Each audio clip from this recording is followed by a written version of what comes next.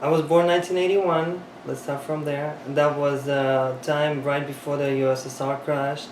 I love my childhood. We hanging out a lot with my friends, and I did a lot of fun stuff. Playing outside, stayed until like 12 p.m. Didn't have video games, but we had a lot of. It was very interesting. But there also was some minuses. Like for example, right when the USSR crashed, we were short on the food supplies. There was no pretty much stores were very empty. Like my grandma used to wake me up, me and my cousins, like at 2, 3 o'clock in the morning, and we'd go a mile away to get a milk, just only like a quarter gallon. So it was tough and and fun.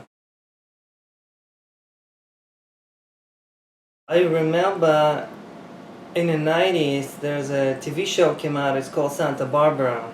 So that show, like my mom was religiously watching that show, like I think it was, I don't know if it was every day, but it was at least one time a week for sure. And the show was for 10 years, so we knew everybody who was in Santa Barbara. So that's how the very first we start knowing about America, because at that time it was pretty much closed, and we weren't really interested anyway. So yeah, and then Hollywood started coming in, because before that we only had a Bollywood, but then Hollywood came in, and basically the Bollywood went away pretty much, and then Hollywood took over. The first time I came when I got my green card. Okay, and when was that? That was in 2003 in July, and my first state I landed was Washington. It was in Seattle. Okay. And I remember when we were driving, because we were staying at some relative, not my relative, but like a friend's relatives. I thought, oh my God, the buildings are huge, and so it was totally different. It's a whole new world.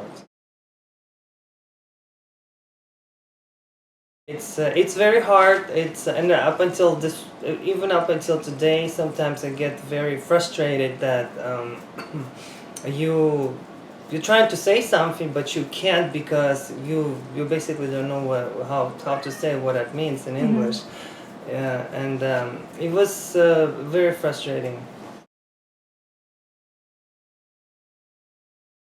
In 2011, the 8 years later, I finally decided that I think it's time for me to become a citizenship, and taking advantage and like start voting and maybe do some other stuff. So I had to go and fill out all the applications, and then send it out, and then they come back and they say you have to pay like some sort of fees, and then send it back again. So it was back and forth, and I would say it took at least a year or two, something like about, I would say about a year.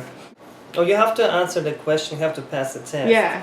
So I already had they give you booklet, and they give you CD. So every time I drove, I listened to CD, learning the history, and then at some point they give you the time.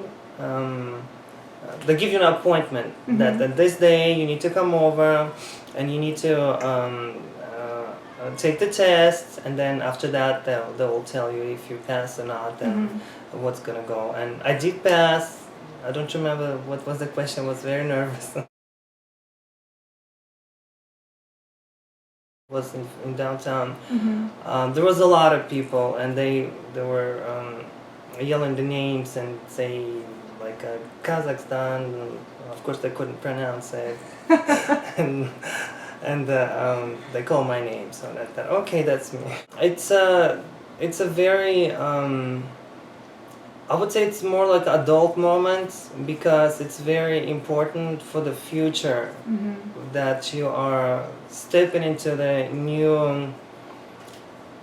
new life, you can say that, or just basically it's a next step in your destiny, I guess, if you can say that. And I was very proud of myself that I've become a U.S. citizen, and there was a lot of people around me, and they were very happy. I was very happy too, and we went to celebrate after that. Went to a Mexican restaurant, celebrate.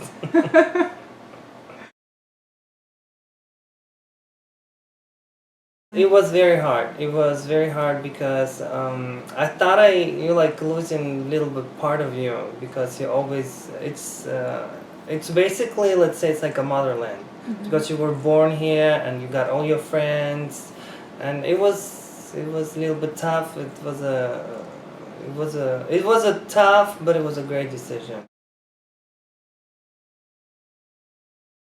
A lot of people dream of America. Everybody, from watching Hollywood movies, it seems it's very open country. There's a lot of opportunities, a lot of I don't know, like a lot of everything. Like after having a childhood, what you didn't have anything when coming to America, and there's you walking into the store and you can pretty much buy anything you want, and you can actually afford that. So that was the dream, basically, and for a lot of people, it's still a dream, and they are dreaming.